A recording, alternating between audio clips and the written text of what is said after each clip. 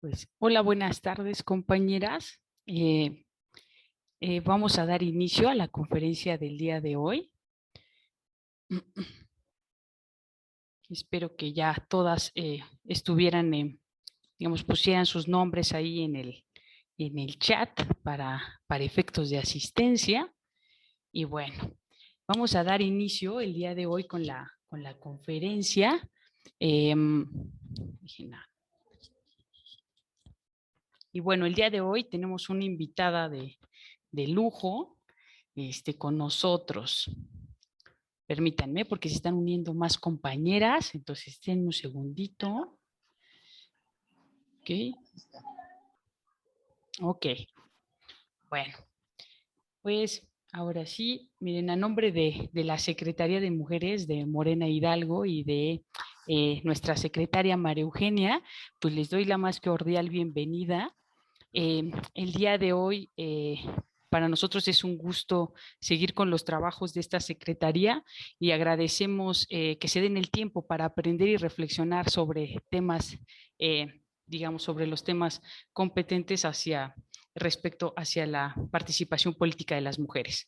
Esta jornada de conferencias de género y feminismo se realiza en el marco del Día Internacional de la Eliminación de la Violencia contra la Mujer, abordando 13 temas en 13 conferencias que van desde, permítanme, ahí está, que van 13 temas, 13 conferencias que van desde que empezamos del 25 de octubre hasta el 25 de noviembre y tenemos como el objeto buscar y capacitarlas, ampliar su conocimiento en la materia, dándoles herramientas para enfrentarnos el día a día contra las violencias que vivimos. El día de hoy, 22 de noviembre, iniciamos nuestra 11ª conferencia que lleva por nombre Derechos Humanos de las Mujeres y como bien señaló Angela Davis, no estoy aceptando las cosas que no puedo cambiar, estoy cambiando las cosas que no puedo aceptar. Si esta conferencia es el aliciente para seguir transformándonos y para seguir luchando. Antes de cederle la palabra a la ponente, me permito hacerles las siguientes acotaciones sobre la dinámica de la conferencia. Número 1, apagar los micrófonos para reducir la interferencia de sonido. Número 2, les recordamos que en la medida de lo que sea posible, tener sus cámaras encendidas para propiciar un ambiente de acercamiento, digamos, en el ámbito virtual. La conferencia será grabada y subida al canal de YouTube de la Secretaría de Mujeres, así como al repositorio digital, al cual pueden acceder ustedes de manera muy sencilla, escribiendo en el buscador Repositorio de Mujeres Morena Hidalgo, y en el caso de alguna eventualidad extraordinaria, que se fuera a interrumpir la señal y que en un lapso no mayor de 10 minutos, les pedimos evidentemente que regresen otra vez a la sesión y como lo hicieron al principio. Si llegara a existir el caso, que confiamos que no sea así, de algún sismo, tormenta eléctrica, en la medida de lo posible, pues trataremos de continuar con los trabajos y si no, pues la conferencia sería reprogramada. 6, las invitamos a escribir su nombre en el chat de Zoom para efectos de asistencia. Una vez terminada la ponencia, háganos llegar sus preguntas y si durante la ponencia les surgen algunas preguntas o comentarios, pues siéntanse con la confianza y la libertad de poder evidentemente escribirlo, sea vía chat o en su defecto, si evidentemente pues este es un espacio seguro, también tenemos un teléfono disponible de WhatsApp. Pues sin más preámbulo, yo les presento a nuestra ponente del día de hoy, que es un lujo tenerla con nosotros. Es la psicóloga Albaluz Rascón Paredes, psicóloga social por la Facultad de Psicología de la UNAM. Ha sido activista por el derecho de las mujeres a una vida libre de violencia a través de la red Nosotras Ciudadanas por la No Violencia, en la colectiva Grupos por la No Violencia contra las Mujeres, en el Observatorio Ciudadano Clara Zetkin, así como en la colectiva de mujeres y organizaciones.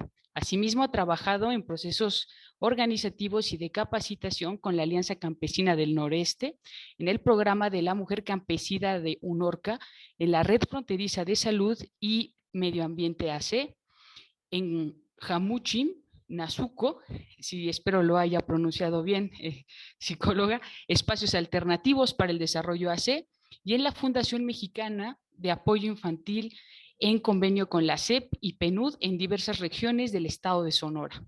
Se ha desempeñado como facilitadora de talleres en el Instituto Sonorense de las Mujeres y en la Dirección Municipal de la Mujer en Hermosillo. Actualmente es directora general de la Unidad de Igualdad de Género en la Secretaría de Desarrollo Social del Estado de Sonora.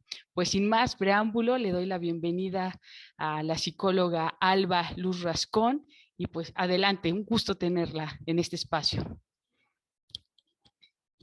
Si gusta encender su micrófono, querida Alba. Gracias, Karen. Muchas gracias a todas por estar aquí conectadas. A verles las caritas. ¿Quién no está poniendo la cara?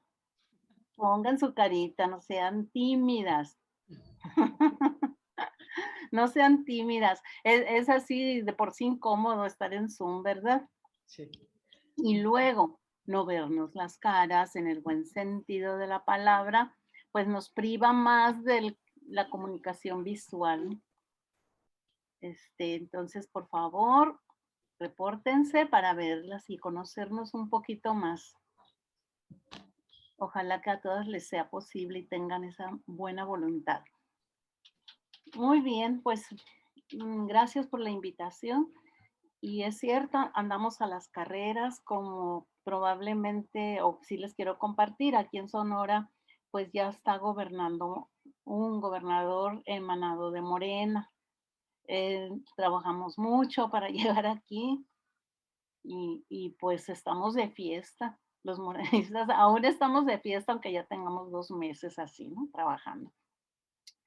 Es una fiesta porque cuanto más tiempo pasa, más sólidas se hacen las estructuras. A ver, ¿qué está pasando? El micrófono sigue, pero el video no.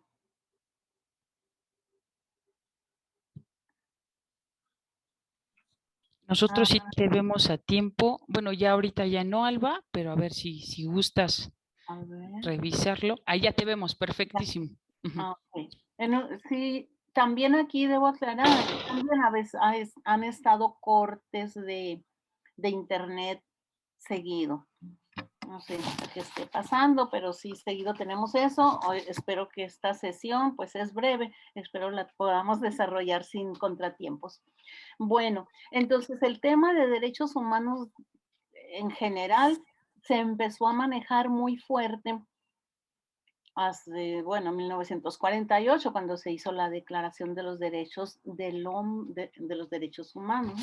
Pero hay una larga historia en donde las mujeres pues no éramos ni mencionadas ni tomadas en cuenta más que para los mandados, ¿no? Esta larga lucha pues sí nos ha dejado lecciones. Nos ha dejado lecciones porque decimos, bueno, ¿por qué las mujeres aún estamos luchando por los derechos humanos? Sí, en 1731 ya hubo alguien que dijo, necesitamos ofrecer así como un código, un posicionamiento de lo que las mujeres necesitamos, pero ella fue ignorada en 1731, Marie Astor. Años después, en 1791, se vuelve a levantar la mano con la Declaración de los Derechos de la Mujer y de la Ciudadana. ¿Por qué tenía derecho a hacer este reclamo Olimpia de Gouges? Porque ella, así como aquí anduvieron las mujeres revolucionarias tras el regimiento, cargando cacerolas, cargando buquis, haciendo niños, haciendo comida, alimentando, curando a los heridos, haciendo el campamento para que los revolucionarios continuaran o quienes estaban en el frente. En Francia, en los años de 1730, cuando tomaron la Bastilla, cuando tomaron el gobierno pues, de Francia, se hizo gracias sí, a la lucha que dieron los franceses y las francesas. Y fue muy importante, igual que aquí en México, la participación de las mujeres, fue fundamental. Entonces el grito de guerra ya era liberté, unité, democracia, pero a la hora de sentarse en los puestos de poder, no las reconocieron.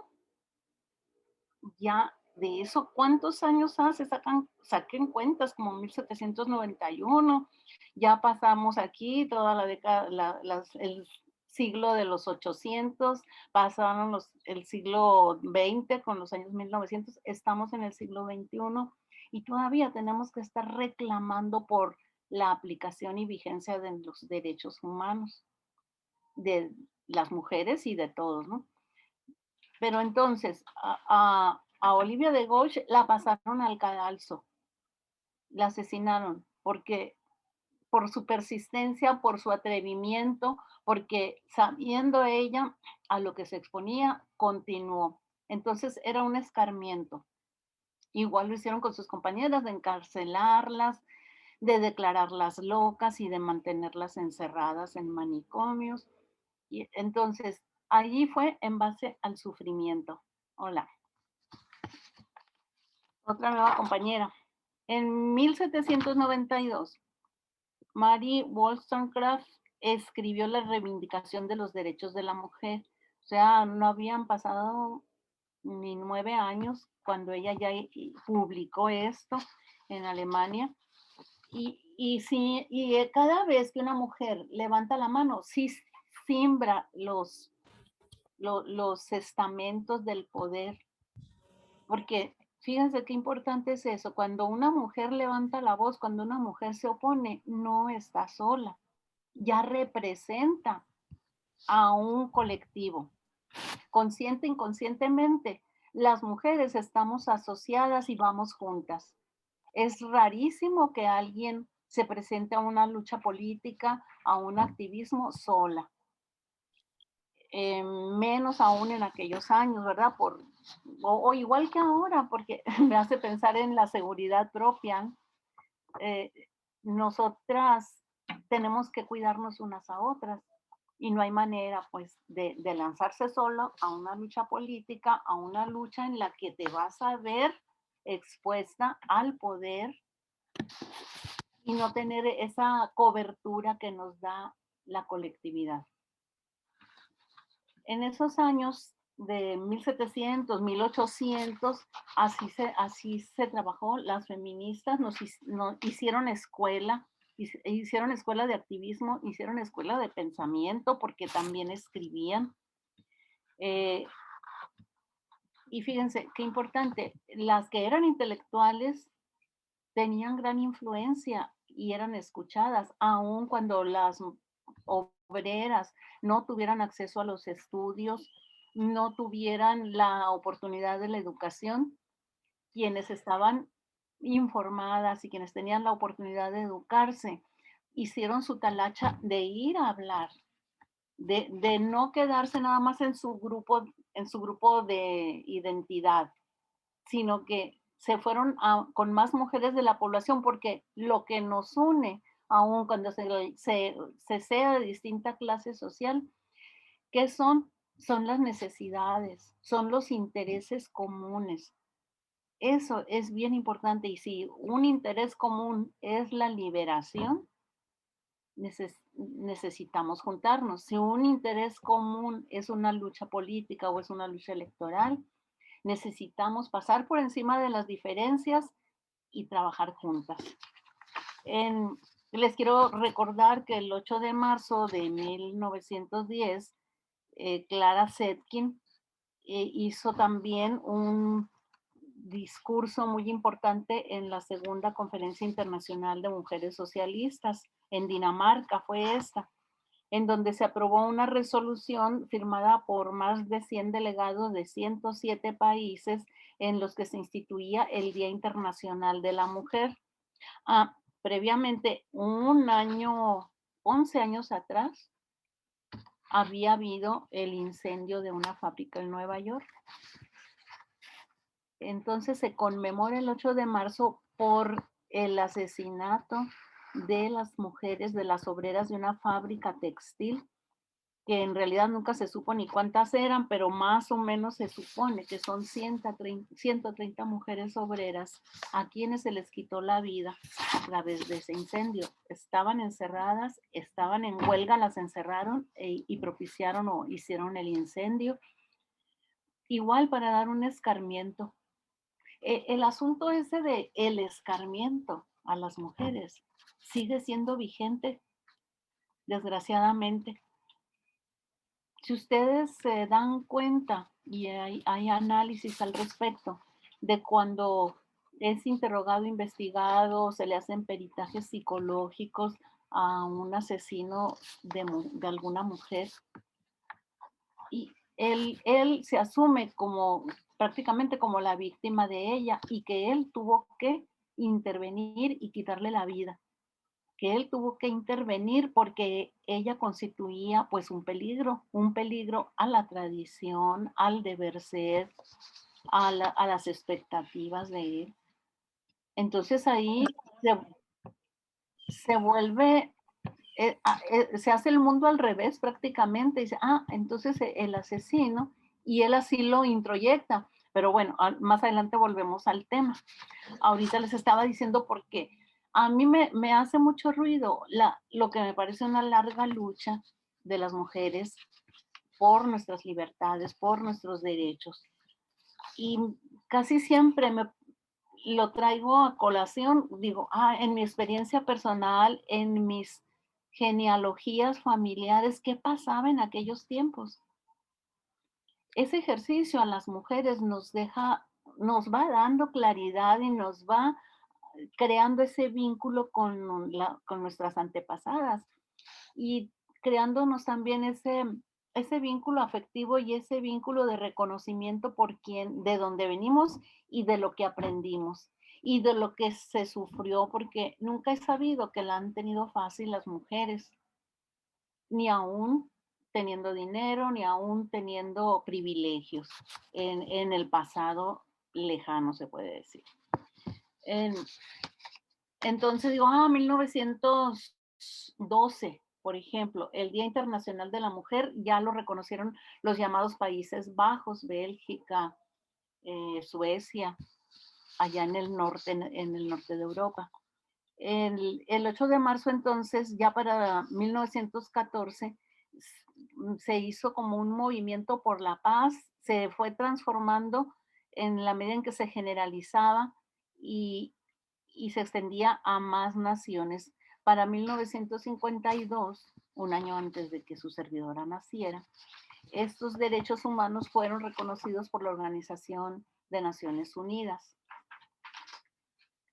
Y les traigo a colación Naciones Unidas porque ha sido el organismo internacional que primero tomó en su agenda el asunto de las mujeres, los asuntos relativos a las mujeres, pero no porque ellos fueran así como muy buenas personas y querían hacer el bien, sino porque los focos de lucha se estaban extendiendo cada vez más.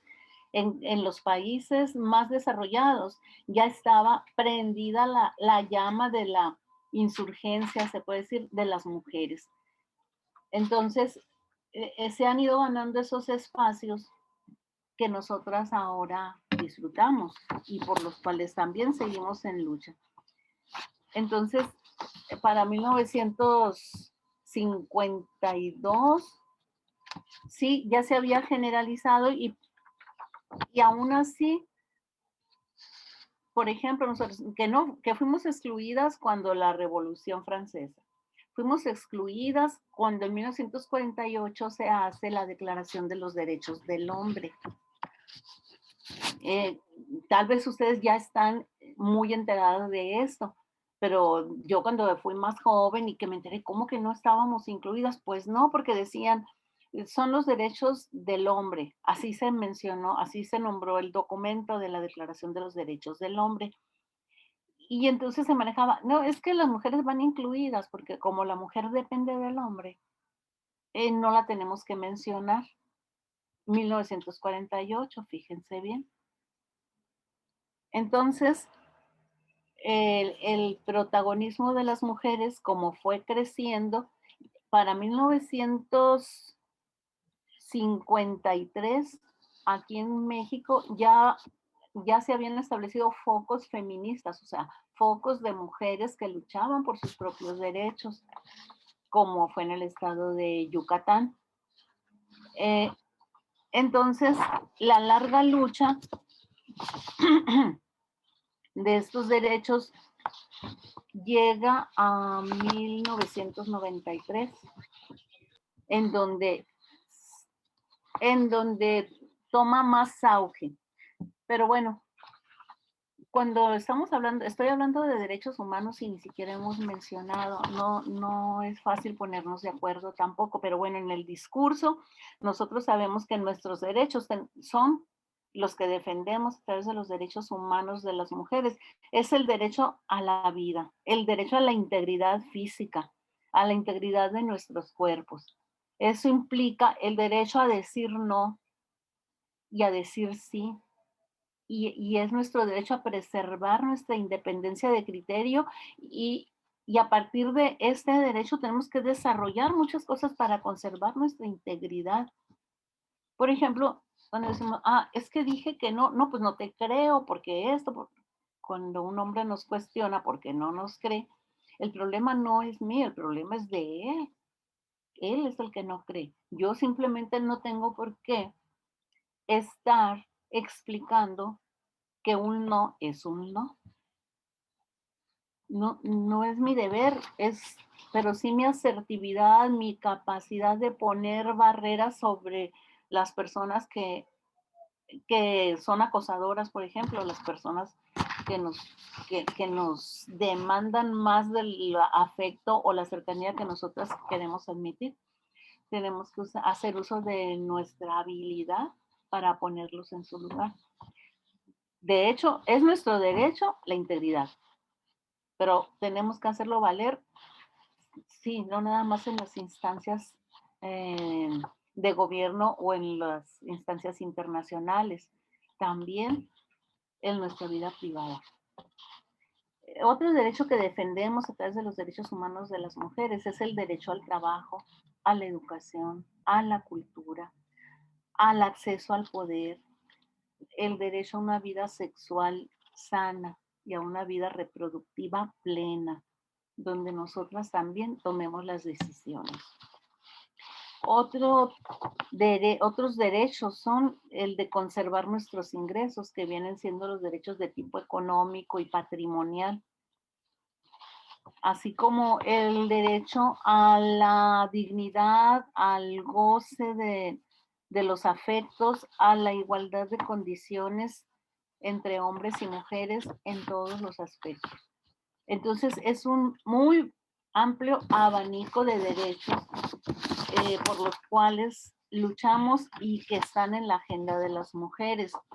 En la Conferencia Mundial de Derechos Humanos celebrada en Viena en 1993, la comunidad internacional se vio precisada a reconocer y declarar que los derechos de las mujeres también son derechos humanos. O sea, significa esto que en realidad nosotras estábamos en el discurso internacional de los derechos humanos, pero no había un reconocimiento abierto y consciente de que eran los mismos derechos humanos o quizás otros también incorporados por las diferencias entre hombres y mujeres, pero que lo elemental que los hombres tienen y tenían el derecho a la libertad, para nosotras no estaba vigente. Y todavía hay muchas dificultades para el ejercicio de nuestra libertad. En la vida cotidiana y en la vida del hogar, ¿pueden ubicar alguna forma en que se nos coarta ese derecho? ¿Alguien puede decir cómo no se ejerce ese derecho? A ver, ¿quién abre el micrófono y nos dice? Nuestro derecho a la libertad, a decidir, me voy, me vengo, entro, salgo, participo en esto, en aquello. A ver si gusta alguien levantar la mano o abrir su micrófono con toda confianza, ¿eh, compañeras?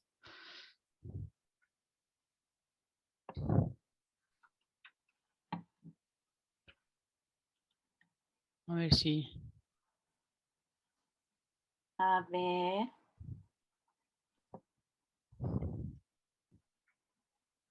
A ver, Venecia, ¿estás ahí? Cristina. Venecia, ¿estás? Sí, sí Cristina. estoy. A ver, Venecia. ¿De qué manera alguien, la vecina, alguien que conozcas, no ejerce su derecho a ser libre?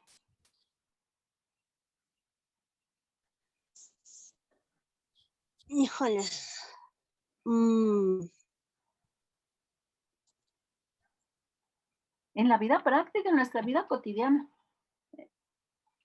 Cuando, de hecho, creo que nos ha pasado más de una, cuando nos privamos de salir a estar una tarde con amigas o algo, Mm. porque nos esclavizamos al hogar, al marido, a la casa, a los hijos, nos privamos de esa libertad de salir.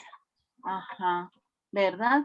De salir y de nutrir nuestra amistad, de nutrirnos espiritual, emocionalmente. Muchas gracias, Venecia. Está muy bien dado tu ejemplo.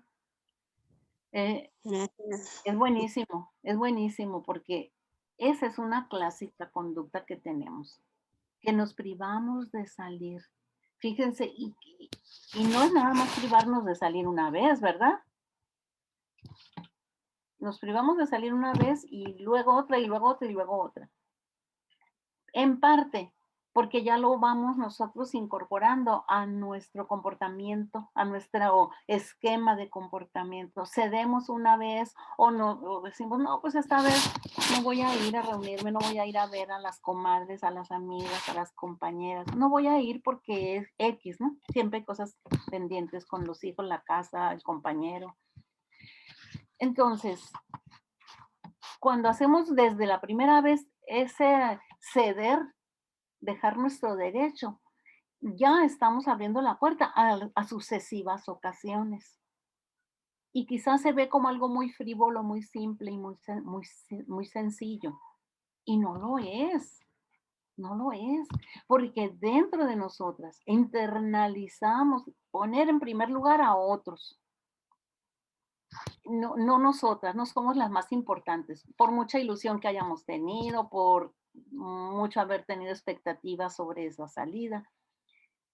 Entonces, no renunciar a esos pequeños espacios, que además no es ni de diario, ni es con cualquiera, se puede decir, es con personas relevantes, con personas importantes para nosotras. El privarnos de esos contactos nos va haciendo que perdamos poder. Y el poder no es solamente aquello que está ya en la abstracción, ¿no? El ser secretaria general del partido, el ser presidenta, el ser gobernadora, el ser presidenta de una cooperativa. No, no, no es nada más eso el poder. El poder es todos los días. Lo tenemos que ejercitar y desarrollar a diario y defender esos espacios a diario o conquistarlos y mantenerlos sin pelear, solamente con perseverancia, con una posición firme, con estrategias. Tenemos que hacer estrategias para muchas cosas. No que no hay quien cuida a los chamacos, no que mi compadre viene a jugar póker y no lo voy a dejar aquí. Compadre malas mañas, no lo voy a dejar solo en la casa, dice uno a veces, ¿no? Hay que hacer estrategias para, no es por nada, no conozco a nadie, no les conozco a ningún compadre, ¿no? Pero no hay compadre que no haga daño, decían en mi casa. Entonces, tenemos que ser también estratégicas. Por, por ¿Cómo? ejemplo, Alba, mira, aquí están poniendo en el chat, alguien Sí. está poniendo cuando estás embarazada y prefieres ya no trabajar, ¿no? Por ejemplo, ¿no? Ajá. Estás perdiéndote también una posibilidad. Y depende cómo lo veamos. O sea, si uno lo que requiere es estar en reposo, estar en su casa, porque así lo deseas. Ah, qué bueno, adelante. porque tú lo estás decidiendo en libertad. Pero cuando te lo imponen, o te lo impone quien te contrata y te dice, no, 205, 44. ajá. Bueno, que decía Aura. Sí. ¿Sí? No, todo bien. Todo bien. Ok. Entonces es cierto, no, nos imponen las cosas y cuando son por gusto, porque yo lo decido, adelante. Tenemos que apegarnos a nuestros principios, a nuestros gustos. Bueno, ¿y cuáles son nuestros principios? La autonomía, por ejemplo. La autonomía. Rescatar esas palabras que a veces nos suenan lejanas. Sí debemos retomarlas para nuestra agenda personal, para nuestro deber ser de todos los días. Saber vivir con autonomía, saber vivir con soledad y ser felices con soledad, sin extrañar a alguien, sin echarle de menos a las obligaciones y a los deberes. Disfrutar la soledad también nos da autonomía, ¿no? Y es recíproco, ¿no? Es un círculo virtuoso. Bien, entonces, nuestros derechos a la libertad empiezan ahí en el hogar.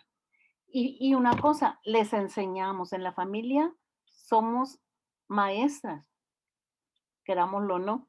Nuestros hábitos, nuestros valores se van reproduciendo en la niña, el niño, la sobrina, el sobrino, quienes nos observan. Y para Justo es lo que tenemos aquí, una cuestión que nos dicen, Alba, por ejemplo, puede ser cuando una mujer no le dan, digamos, la misma educación que a un varón, ¿no? Por ejemplo, o cuando te despiden del empleo y decides no demandar, tal vez porque, pues por miedo o represalias, pero pues al final se debe tomar algo de fuerza, ¿no? También. Así es, porque el miedo nunca es buen consejero, ¿no? Una cosa es ser precavida y decir, bueno, me voy a enfrentar, voy a confrontar a alguien, pues no lo voy a hacer yo sola. Si voy a ir a la oficina o a alguna parte de la empresa donde trabajo, no voy a estar sola, me voy a acompañar, me voy a hacer acompañar de alguien, voy a grabar la conversación, que sea evidente que traigo mi teléfono encendido en grabar, etcétera, ¿no? Estrategias, o sea, nosotros somos muy buenas para eso, las mujeres. Somos estrategas natas. Nada más que el enfoque en qué queremos, porque saben que a nosotras también se nos caen las defensas cuando confiamos. Confiamos en alguien y ya. Díganme si no. Sí, justo están poniendo aquí, Eva, por ejemplo, dicen, cuando estás mal anímicamente por tu periodo menstrual y te dicen que es lo malo de ser vieja, ¿no? De ser mujer, por ejemplo, aquí ponen en el chat, ¿no? Ajá, sí es cierto, sí, cuando estás mala y te dicen y te dan para atrás, se hacen un lado. Por supuesto que es una forma de violentarnos y de darnos a nosotras menos energía para continuar con una forma de ser. Porque el ser mayor no quiere decir ser dependiente. Hasta llegado el momento en que de plano, ¿no? Físicamente ya no se puede. Pero esta etapa de las ganas no nos quita las ganas. ¿Sí? El ímpetu por la vida es de una manera distinta cualitativamente. Los hábitos pueden cambiar, pero no los deseos de disfrutar, no el goce por la vida. O sea, en las cosas sencillas de la vida nos centramos. Cuando vas entrando más en una etapa de reflexión, ¿verdad? Y a veces los periodos de enfermedad, de encierro, como los que se nos han impuesto por cuestiones sanitarias, estos periodos son también para reflexionar, son también para buenas lecturas, por supuesto, que nos inviten, ¿no? A hacer esos autoanálisis, esos volver la mirada hacia nosotras mismas e ir descubriendo y sacando lo mejor de nosotras. No, ni es la edad ni la falta de madurez, que es al revés, lo que nos pueden hacer quedarnos atrás. en el desarrollo humano. Ahora, la violación de los derechos, ¿cuáles son? ¿Cómo se nos violan los derechos? Esa es así como una pregunta que a veces nos hacemos nosotras mismas.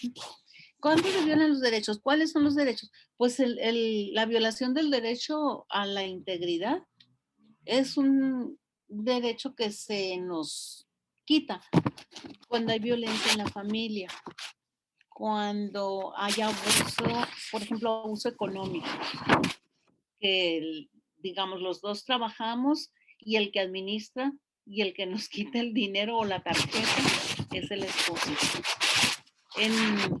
A veces me dice, es que yo administro bienes que mire, a ver, y que yo, y que tú, y que no sé cuánto, y con habilidad te quitan el dinero o disponen de él, y entre apapacho y engaño te van quitando tu independencia y tu autonomía. Y no es que tú no vayas a hacer un buen uso del dinero. Por supuesto que lo vas a usar bien y además va a ser tu decisión cómo repartes el dinero. Pero son cosas que en la vida diaria se nos presentan y las perdemos porque nos cansamos de estar en resistencia, por ejemplo. Y como le decía yo a una muchacha antier me quedé sola en la oficina y tuve muchas llamadas y visitas y, ay, no, era una cosa tremenda. Y ahorita en la mañana le explicaba ya a mi asistente que no estuvo, ¿no? Que se fue a una actividad que tuvimos fuera de la ciudad, en Cananea. Y le digo, mira, si así como de adrede, por ejemplo, alguien que te hable y que te explica cosas personales y te pide un pequeño consejo así de rápido. Y era una chica que así dice, es que me está pidiendo explicaciones de por qué no lo voy a dejar, que vea al niño, que no sé qué, pero si apenas andamos queriendo ser novios y esto y aquello. No, le digo, pues es que no tienes por qué incomodarte. Simplemente le dices, no, mira, esto y esto. Das tu posicionamiento y ojalá te lo reciba bien. Y si no lo recibe bien, pues no tienes nada que hacer ahí. Eso es el reto. Pues estás a perder. Y en realidad no lo pierdes. Casi siempre, cuando tú, y se lo dije a ella, por eso se los traigo a colación, casi siempre cuando uno pone límites a alguien que se pasa o que se quiere empezar a pasar en una relación nueva, le pones límites y quizás se aleje una semana, unos días y va a volver. ¿Por qué? Porque está viendo que esa mujer tiene respeto por sí misma, por sus ideas, por sus convicciones, y es más retador estar con una compañera así, más interesante que con una compañera que todo dice sí. Y yo les hablo mucho de ese trabajo personal, porque miren, entre gitanos no nos leemos las manos. Yo me acuerdo cuando estuvimos en la defensa del voto en el 2006, conocí a mucha gente activista aquí en la ciudad de Hermosillo.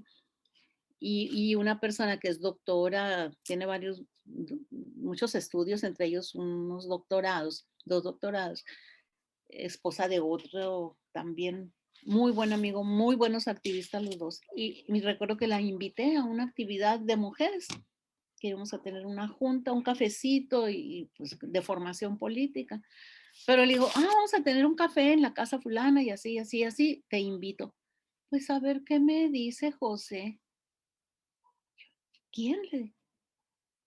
José. Y yo dije, ay, ¿quién es José? A ver qué te dice. Sí, me dijo, a ver si me da permiso. Ay, caray, qué atraso. Y es una persona, yo en ese momento, pues ya hace muchos años, por eso lo cuento, ¿no? Ella, para ella tenía que pedirle permiso al compañero, al esposo. Desgraciadamente ese matrimonio se desbarató. En ese momento que yo la vi así tan dependiente, tan apagada, tan entregada al criterio de un esposo, dije, qué grave, qué pena que esta chica tan valiosa, tan capaz y con tantas cualidades y compromiso político, esté en esa situación. Y sí, unos 2 años más ya estaban separados. Se lo digo porque sí se produce ese enfado. Cuando alguien es así, todo te dice que sí, que sí, que sí, que sí. Ya como que no hay mucho que ganar. Ya casi ni hay cosas que discutir. Se pierde la chispa de las relaciones. Y lo digo entre compañeros y entre parejas, entre amigas también. O sea, no es cosa de darle por el lado a la gente. Es cuestión de poner nuestras ideas al frente y poderlas asumir y poderlas declarar, verbalizar, hablar. Es tan importante el hablar, el decir.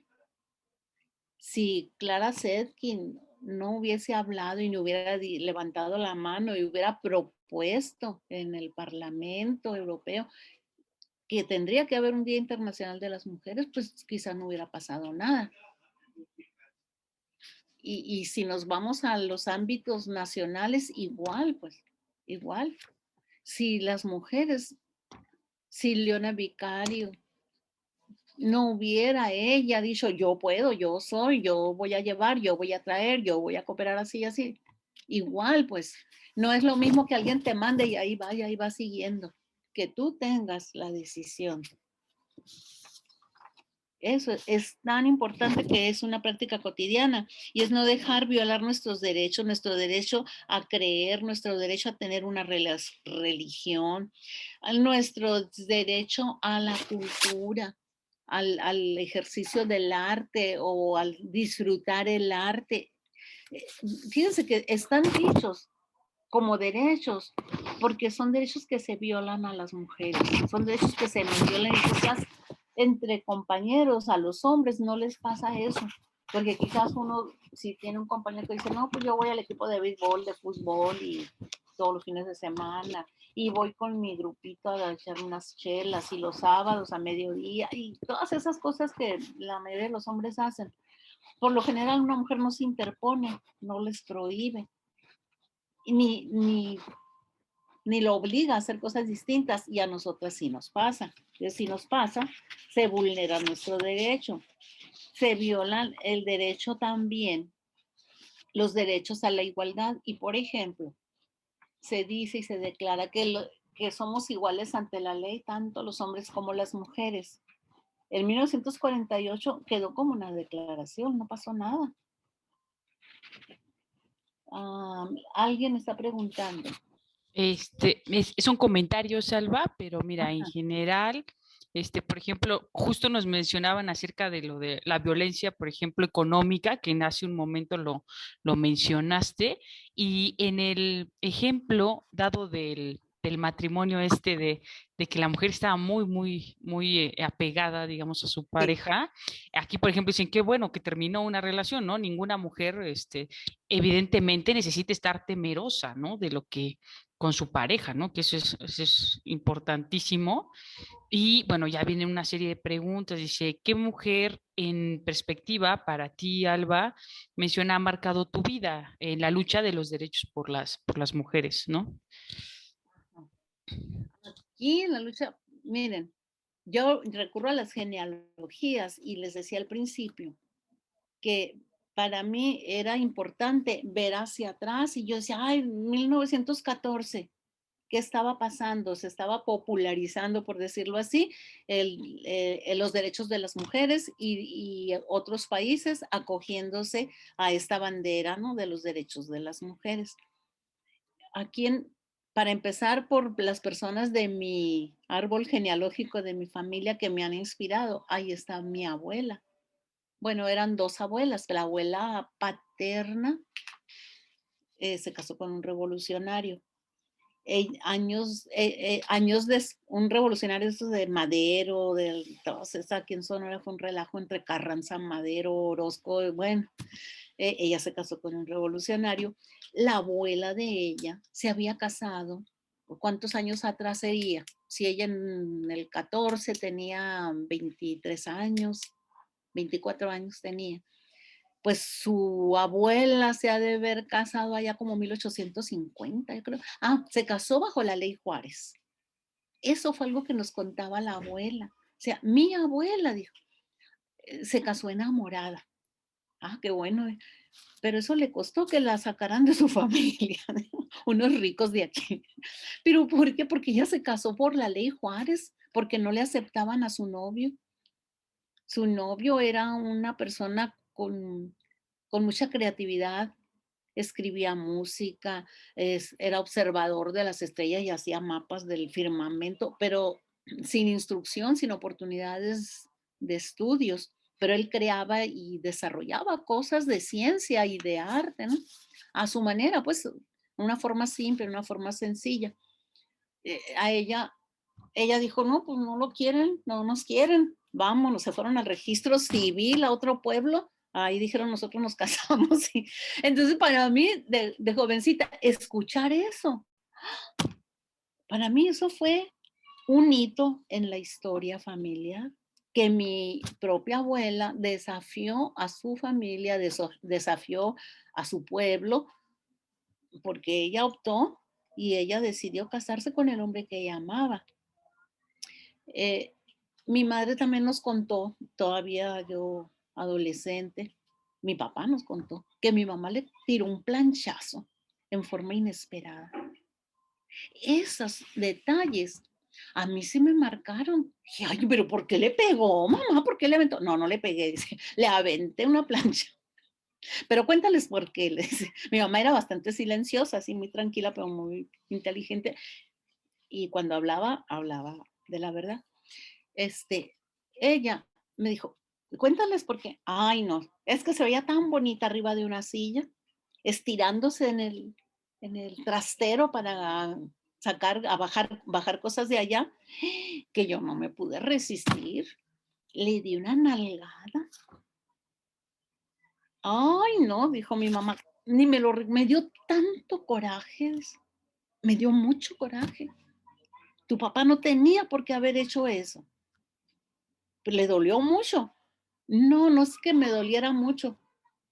La indignación, me dijo, el coraje que me dio que me hiciera algo. No, dice mi papá, pero la vieja agarró una plancha de esas que ya no usaba, dice, de las de que se calentaban encima de la llama, del estufa. Y me la aventó que mis reflejos me ayudaron, dice, y la evadí. Pero ¿qué hubiera pasado si me pega? Si me hubiera lastimado. Bueno, esos sí son como prototipos que uno va internalizando, que uno dice, no, no me dejo. Y la instrucción de mi mamá que decía, no jueguen con los novios, con los amigos, no se lleven a jueguitos así. Que hay con las manos, juegos de manos y eso no terminan bien, se pierde el respeto y cosas así, ¿no? Entonces, como paradigma para mí, ha sido fuente de inspiración de esas mujeres de la vida mía, ¿no? La abuela materna también con su trabajo, fue súper trabajadora, sacó adelante a su familia, sus hermanos la despojaron de lo que le pertenecía cuando sus padres murieron y todos eran chicos. Ella terminó de sacar adelante a sus hermanos y ya jovencitos, ya más grandes, vámonos, ellos se hicieron de los papeles, de las tierras y de todo y se tiraron a perder, como decimos, abusaron pues. Y la abuela pues siempre fue así, una mujer de lucha, de trabajo, de autoafirmación. Bueno, las anécdotas de familia de nuestras ancestras son muy formativas. Nosotras ahorita estamos creando nuestra historia y la historia que les podemos contar a nuestra familia, a nuestras hijas, a nuestras nietas. Nosotras, la mayoría de cuando ya somos madres, que nos hacemos más reflexivas, más analíticas, cuando pasamos de los 30 años, que nos vamos dando un poquito más de tiempo, veamos que vamos creando paradigmas de comportamiento para las que vienen atrás de nosotras, nuestros parientes o allegadas, y vamos siendo ejemplo aún sin saberlo. Yo he recibido mucha retroalimentación en ese sentido. He tenido una vida bastante vaga, se puede decir, de trabajar con mujeres, de todo tipo y de conocer a sus hijas, a sus niñas y que luego te dicen, oiga, quiero que sea la madrina de mi hija para la primera comunión, para los 15 años, para la graduación. Esas cosas son un honor para uno y es un reconocimiento, pero yo me sorprendo así. ¿Por qué? Porque tú vas trabajando, vas haciendo tu chamba, ¿no? Se puede decir. A veces lo haces con recursos y a veces lo haces por convicción. Lo haces con convicción, con entrega, con entusiasmo. Entonces, eso nos une a las mujeres, a las personas, eso nos une y nos hace rescatar lo mejor de aquella gente. Quizás un rasgo que le vean a una persona las hace que se unan a nosotras, ¿no? Yo entiendo que ustedes son participantes en el Partido Morena, ¿verdad? O en el movimiento. Sí son, ¿verdad? Y seguramente son personas conscientes de la influencia que pueden ejercer en las demás. Si están aquí, yo sé que lo hacen también por conciencia y por compromiso. El compromiso empieza con uno mismo. Estamos hablando de los derechos humanos de las mujeres, pero las primeras que tenemos que defender nuestros derechos somos nosotras, nuestro derecho a participar. Ahora, uno no de la nada comienza a ser como es. Uno comienza a ser como es pues, a partir de las influencias que recibes en tu infancia, de la forma de vida que tienes. Y el carácter, a veces tenemos un carácter muy fuerte y muy bueno para salir adelante y a veces no. Pero en un momento dado, cuando nuestro carácter no es muy fuerte, muy firme, a veces con un estímulo que hay en nuestra vida, una persona que nos hace un guiño, que aprendemos algo de ella, con eso es suficiente para emprender este camino de la libertad y del poder para las mujeres, de la autonomía, de ir por nuestros derechos. Me parece sí importante tu pregunta, es decir, ¿quién ha sido así como inspiración, dijiste, verdad?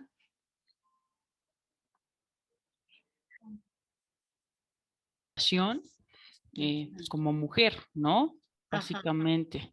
Sí, sí, sí. Sí, pues son ellas. Aquí el movimiento feminista se inició prácticamente pues en los años 70, que yo no estaba aquí, yo me fui a la universidad, a la Ciudad de México y terminando la universidad que me caso casualmente y que luego al rato ya paro y ya para los 2 años que tenía el bebé ya nos vinimos a residir a Hermosillo de aquí.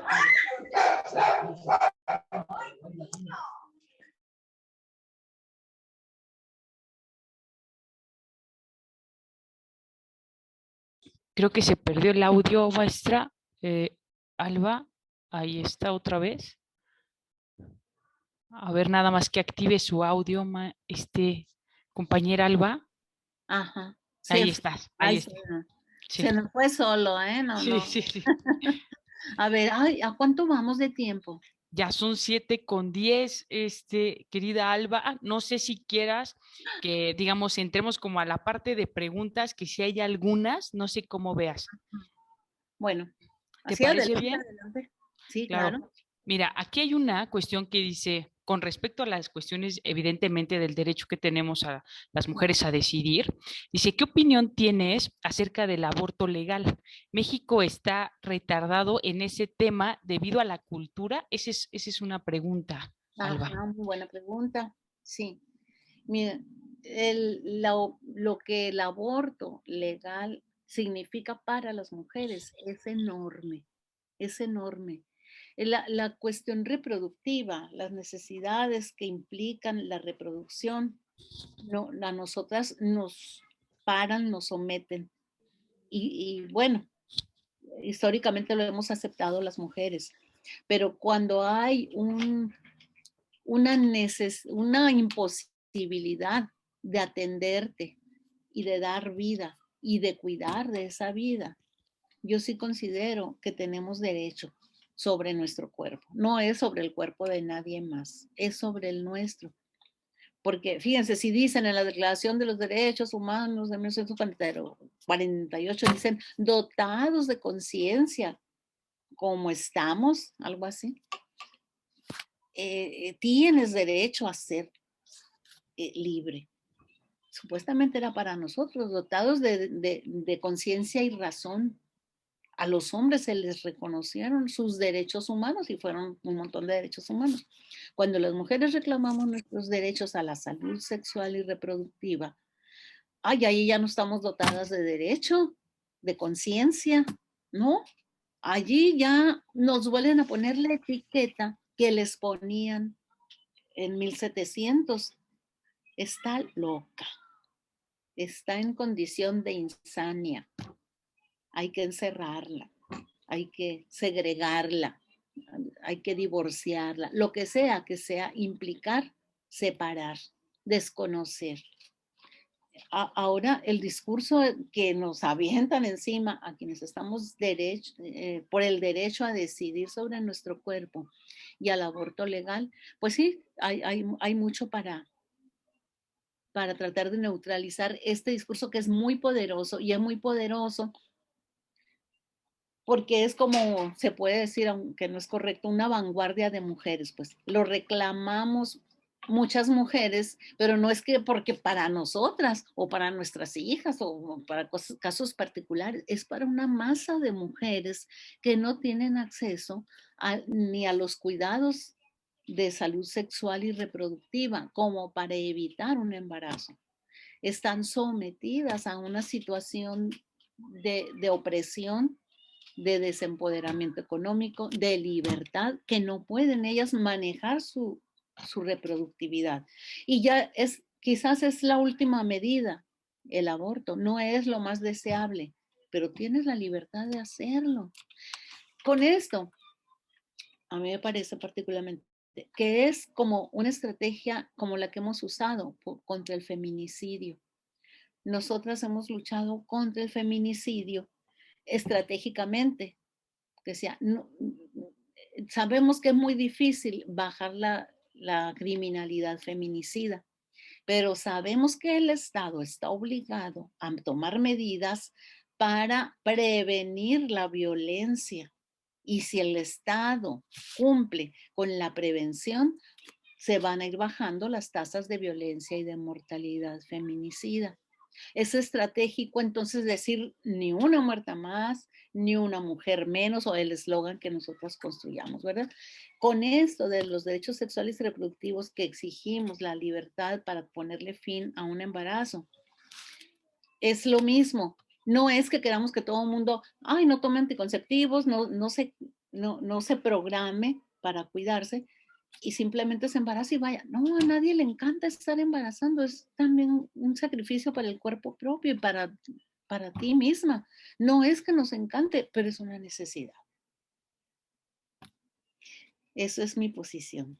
Ok, no, muy, muy interesante, ¿eh? Con respecto también a lo que implica, ¿no? El hecho de que realmente pues, es una opción última, ¿no? Realmente, y eso es a lo que hay que considerar también, o sea, no es lo primero que se te viene a la cabeza, sino que ya es como, pues no hay de otra, ¿no? Es una cuestión, ¿no? Es muy importante. Ahora, también nos señala, querida Alba, dice, ¿cómo podemos ir informando a otras mujeres y niñas sobre los derechos que tienen, ¿no? ¿Existe algún material didáctico? ¿Qué podríamos consultar? Sí, para mujeres y niñas. Bueno, está en la cartilla de los derechos sexuales y reproductivos para las y los jóvenes. Esa es una cartilla hecha por Salud Reproductiva de la Secretaría de Salud en conjunto con colectivos de mujeres y de personas también de la diversidad sexual. Para la juventud ya tiene muchos años, se puede bajar de internet. Sí, porque en los centros de salud casi no hay ese material. Es salud es preventivo, ¿no? Y hay mucha información. Una cosa, el construir conocimiento en materia de salud sexual y reproductiva. No tiene nada más que ver con darles y decir, aquí dice, aquí está, este libro, aquí está. Fíjense que no es eso. En las escuelas sí es cierto que los bukis tienen, los chavos y las chavas tienen acceso a información, pero hagan de cuenta que no les cae, no les entra, porque es como algo alejado y algo prohibido y algo rechazado. Porque nuestros padres, en nuestros hogares no se habla de eso. Por eso qué importante que tú lo abordas y decir cómo le podemos hablar a nuestras hijas, a nuestra familia. Es ahí donde mejor se puede abordar el tema. Las escuelas te dan cosas así de información, pero es como un asunto de yo quiero entrar en este tema contigo, porque por cariño, por amor, porque es una necesidad que como mujeres, cuando se trata de mujeres, que como mujeres yo te comparta, yo te apoye para entender esto. Y lo primero, tanto con hombres como mujeres, es quitar el mito de la culpa, desculpabilizar el asunto de la sexualidad y una carta de presentación de nosotras como personas mayores en nuestra familia. Una carta de presentación de decir no voy por el castigo ni por la prohibición. Es decir, yo estoy de acuerdo por la libertad sexual para niñas, niños, jóvenes. O sea, ¿me entienden? Es establecer las medidas del espacio en el que tú te quieres mover sobre la sexualidad. Hablarlo, a veces no es hablarlo con las criaturitas, a veces es hablarlo con la amiga, con la pariente y que ella nos oiga. Que la chica, el chico nos oigan nuestra posición acerca de la salud sexual y reproductiva. Que no sea decirlo, no, yo sí estoy de acuerdo en que las niñas, los niños de la secundaria o X, que tengan conocimientos sobre su sexualidad. Incluso yo voy hasta eso de conocer su propio cuerpo. En los talleres de salud, de sexualidad que damos las personas que somos democráticas y que nos dedicamos a la enseñanza, siempre hacemos técnicas didácticas o dinámicas grupales en donde el contacto con el cuerpo se haga libremente y decirle, pues no es que toquemos nuestros cuerpos delante de los demás, ¿no? Pero sí trabajar con figuras humanas para quitar mitos y decir, a ver, hablar, por ejemplo, el ejercicio de decirle a las partes de nuestro cuerpo por su nombre. Que la vagina se llame vagina, que al pene le digamos pene y le digamos las cosas como ellos se los quieran decir. Esos ejercicios cuando lo hacemos en grupitos salen muy divertidos porque con chamaquitos de primaria, de secundaria, en la medida en que van creciendo, ellos solos van profundizando, ¿no?, en sus conocimientos. Pero si tú pones una figura y 3, 4, 5 niños de más o menos la misma edad y les empiezas a preguntar, a ver, vamos a dibujar un cuerpo humano. Te estoy dando una técnica, ¿no? Por si la quieres usar. A ver, ¿cómo te llama la que preguntó? Permíteme, Alba, se llama nuestra compañera Brenda. Brenda Domínguez, sí. Brenda. Esto que te estoy explicando así atropelladamente, es una técnica de enseñanza y que a veces se puede hacer con los hijos de tus amigas o los parientes y decir, vamos a hacer con crayola las figuras humanas, pegamos 2, 3 hojas de papel y ahí hacemos una figura. A ver, señálame las partes del cuerpo que tienen que ver con lo sexual, con tener niños, con las relaciones entre hombres y mujeres. Vamos a ver, vamos a cortar hojitas de un árbol y se las vamos a pegar a la figura en donde hay un órgano que tiene que ver con la sexualidad, por ejemplo. Eso les va a dar risa, va a haber carrillas, es parte del conocimiento. Eso baja el estrés que nos produce hablar de sexo, ¿sí? Y que las boobies, Ay, que la figura de la mujer, ay, boobies. A ver, la figura del hombre, no, pues también tiene boobies. O sea, es ir entrando en el tema, poniéndole a nuestro cuerpo el nombre. Y luego, y puedes ir más allá y decir, bueno, y como en la sexualidad, lo que tiene mucho que ver es el tacto, las manos no cuentan. Ah, no, pues sí. Y la piel, a ver si te hacen aquí atrás de la orejita o en una parte, no se siente. Sí, pues sí. Y le permites tú a cualquiera que te toque. No, ¿por qué? Porque siento raro. Ah, bueno, eso se llama placer. Eso es disfrutar, eso es el disfrute y son cosas de las que se hacen por disfrutar la sexualidad. Pero si esto no es sexual, la sexualidad es eso, el disfrute del cuerpo, el placer que te das. Y no es nada más el cuerpo, es tu atención, es tu intención, es algo también espiritual, pues. Bueno, por ahí va la cuestión. Esa es una manera de comenzar a hablar de sexo.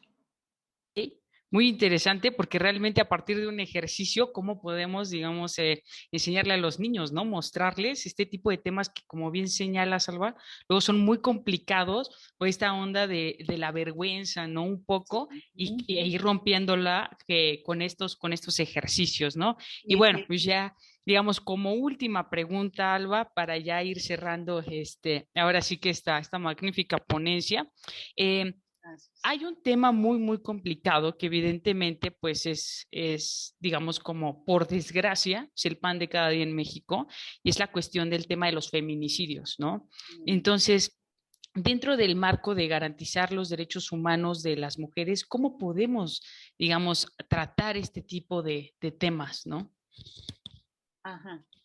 Es la exigencia, ¿verdad? La exigencia colectiva de un alto al feminicidio.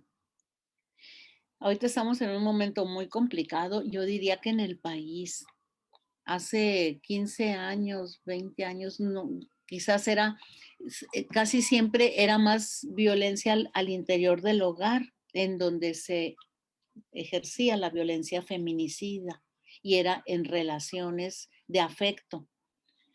Ahora, bueno, al menos en lo que es la experiencia aquí en Sonora, van como mitad y mitad, yo creo.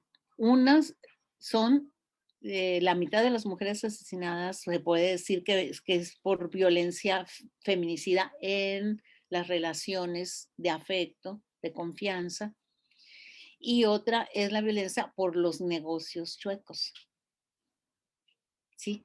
Y que es una lata, una batalla que el Estado a veces no quiere reconocer. Cuando hablo del Estado, hablo de la autoridad en general, las fiscalías y demás, que no quieren reconocer, esto es un feminicidio. ¿Por qué? Porque ni la conocían. Bueno, sí, pero fíjate lo que hizo. La asesinó, exhibió el cuerpo. Bueno, son algunos ítems, como puntos que debe tener el asesinato para considerarlo feminicidio, y casi siempre los cumplen. ¿Qué hacer? Yo voy por el trabajo colectivo. Aquí, por ejemplo, están las buscadoras buscando los cuerpos de sus hijas y de sus hijos que han desaparecido y que casi siempre pues ya están muertos en alguna fosa clandestina, desgraciadamente. Entonces, el trabajo o la oposición al feminicidio tiene que ser en colectivo. No, solas es imposible casi. Y no necesitamos de mucha gente para iniciar algo. Disculpen que les hable de mi experiencia. Nosotras estuvimos al inicio del 2000 focalizamos el asunto en el feminicidio, ¿no? En el asesinato de mujeres. Focalizamos, pero dijimos, no, aquí no es nada más violencia intrafamiliar, como teníamos la ley de violencia intrafamiliar y todavía no existía la ley de acceso de las mujeres a una vida libre de violencia. Pero yo tenía amistad con una legisladora que fue legisladora por el PRD en el Congreso local. Y yo trabajaba en una organización civil y sí, había movimiento de mujeres, había como un movimiento amplio de mujeres y mujeres feministas. Pero a la hora de trabajar el tema de la violencia, nosotros organizábamos foros y hacíamos cosas por la violencia. En esa legislación salió la ley contra la violencia intrafamiliar y hubo muy buena participación. Pero ya en el momento del activismo, tienes que salir al activismo, porque el nada más está la ley acá, pero no la observan, no la conocen, no les interesa. Entonces, otra amiga y yo, esa amiga, nos dijimos, pues vamos a hacerlo nosotros como nosotros podamos. Entonces, vamos a buscar, yo le dije, voy a pedir en una carta la cantidad de, cómo se está dando la violencia en el Estado, los delitos por violencia, las quejas que hay, las demandas, todo eso, a la Fiscalía, Procuraduría en ese tiempo. Y también los asesinatos de mujeres, ¿cuántos reportan? No había cifras, no había registros. Más o menos era el año 2000 ese. No había registro alguno. Nos juntamos con un compañero de un colectivo y llamamos a mucha gente, a muchas amigas, a muchas compañeras. Digo, oigan, vamos a hacer una actividad y esto y esto. Pues no, nada más nos pusimos allá afuera de la fiscalía con unas cruces, con unas 3, 4 cruces que hicimos así de madera y llegaron un matrimonio muy joven a apoyarnos, una señora ya vieja activista y nosotras dos. Y eso sí, mandamos a la prensa un boletín invitándolos, que íbamos a dar un boletín de prensa y que los invitábamos a estar presentes en las afueras de la fiscalía.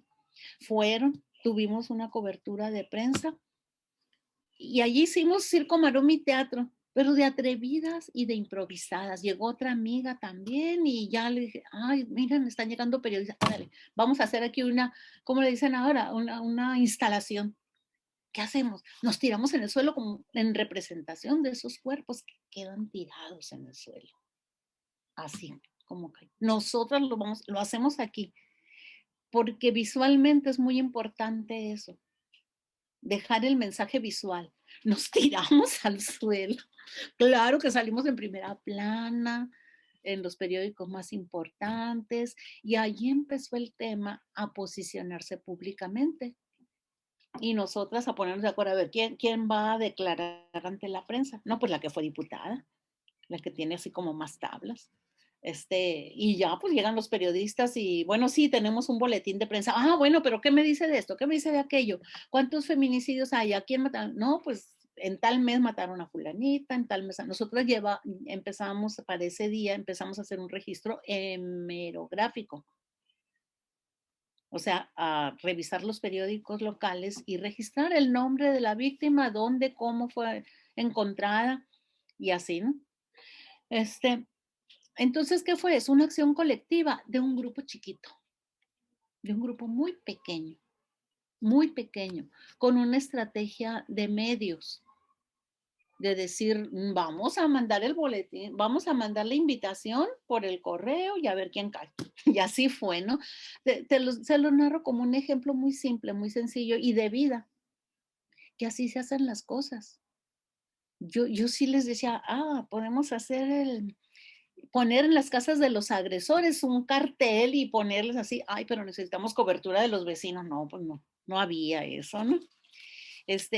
Invitamos a Amnistía Internacional al cabo de unos meses que veíamos que no bajaban esos índices. Invitamos a una carta a Amnistía Internacional, como ellos de todas maneras van registrando los delitos. O sea, la ONU, los mecanismos que tiene la ONU, los mecanismos que tiene la Comisión Interamericana y que velan por los derechos de las mujeres en el continente y en el mundo, que son mecanismos que nos ayudan a nosotros a poner el tema y a resolver, que podemos mandar quejas. Vino Amnistía Internacional, hizo entrevistas aquí pues con la gente que manda. Nosotras tuvimos que hacer la tarea también de visitar a familias que les habían asesinado a alguna de sus miembros e invitarlos a una entrevista con Amnistía Internacional. No es para darles esperanzas de que se va a esclarecer, sino simplemente si usted nos hace el favor de platicar su experiencia. Fue un proceso pues, muy doloroso para nosotros, fue doloroso para los papás también, pero pero fue algo que hubo presión política, pues cuando el Estado ve que las cosas están saliendo de su control, que la información está trascendiendo, empiezan a ponerse las pilas, como decimos. Empieza el tema a ser importante. Entonces, es bien importante. Ya no llegamos nosotros a ver ahorita los mecanismos que ofrecen la Convención de Belén do Pará y la CEDAW, que son mecanismos, tal vez habría que hacer otra charla o ustedes programar algo más, pues, para ver, para platicar sobre estas convenciones que son los mecanismos que utilizamos las personas para hacernos llegar. Yo revisé el expediente de la queja que interpuso la familia de Digna Ochoa, que fue asesinada, me parece que en 2000. Recuerden ese caso de Digna Ochoa, que era una defensora de derechos humanos y que dijeron que se suicidó. Fíjense, todavía este año están saliendo cosas. La convención, la Convención Interamericana, con el protocolo facultativo que tiene la Convención de Belén do Pará, han hecho todos los estudios, han revisado todo y han publicado, ¿no? Que la CEDAW es la que hizo eso. Y han publicado que todas las inconsistencias, todas las incongruencias, y está demandando al Estado mexicano para que lo único que pueden hacer ahora es reparación del daño a través del dinero. Es lo único que pueden hacer. Y tener la tranquilidad de que se trabajó por la dignidad y por el dolor que para ellos representó la pérdida de Digna Ochoa. Es lo menos que les podemos ofrecer a una familia así. Bueno, pues una charla interesantísima, querida Alba. La verdad es que nos lleves de un recorrido, digamos, histórico hasta una cuestión de nuestros días, ¿no? Y que la lucha todavía sigue siendo muy larga por dignificar los derechos de las mujeres y que evidentemente, pues estos espacios justo sirven para eso, para ir ubicando, digamos, el tipo de violencias, evidentemente para darnos cuenta, ¿no? De las violencias que vivimos cotidianamente y que vulneran nuestros derechos en todo momento. Y pues te agradezco muchísimo a nombre de la Secretaría de Mujeres de Morena Hidalgo, a nombre de nuestra secretaria María Eugenia, por esta charla el día de hoy. La verdad es que sinceramente es increíble y la verdad que el camino sigue siendo largo, ¿no? Por recorrer. Y le agradezco muchísimo a todas las compañeras el día de hoy que se tomaron el tiempo y la disponibilidad que tienen para escuchar este tipo de cursos, este tipo de charlas, de conferencias, que a mí el día de hoy me pareció muy ilustrativa desde la parte teórica hasta la parte práctica, ¿no? Y casos sumamente a veces, que no sumamente a veces, sino siempre son dolorosos, ¿no? Porque evidentemente pues vulneran la dignidad humana, ¿no?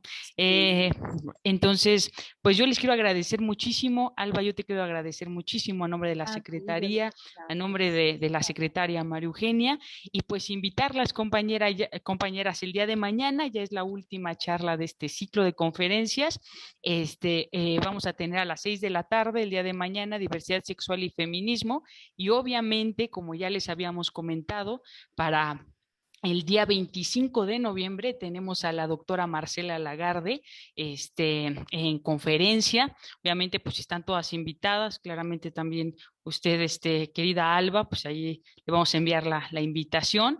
Y claro que ahí vamos a estar. Entonces, el día de mañana para diversidad sexual y feminismo y el día 25 con la doctora Marcela Lagarde. Y bueno, pues me dio muchísimo gusto. Qué elegante, eso de que Marcela vaya en estos tiempos, que sí son fechas muy difíciles, es tanto el compromiso. Marcela Lagarde nos acompañó hicimos aquí la mesa de seguimiento al feminicidio, fue de los estados que entraron en el estudio que ella y las legisladoras hicieron cuando estuvo en la legislatura para que entrara el tipo penal feminicidio. Fue muy importante el apoyo. No, pues muchísimas gracias, un abrazo, queridas mías. Yo que más quisiera que nos encontráramos, nos siguiéramos encontrando y fortalecernos juntas y luchar por nuestros derechos. Un abrazo. Muchísimas gracias. Abrazo también para ti, Alba, y claro que sí, realmente para el 25 de noviembre tener a la doctora, la verdad sí, de verdad fue complicado, pero la gestión ahí ya se hizo por parte de la Secretaría de Mujeres de Morena Hidalgo y la vamos a tener acá. Entonces, muchísimas gracias a todas y que tengan una excelente noche. Muchas gracias, Alba. Bye. Hasta luego. Hasta luego.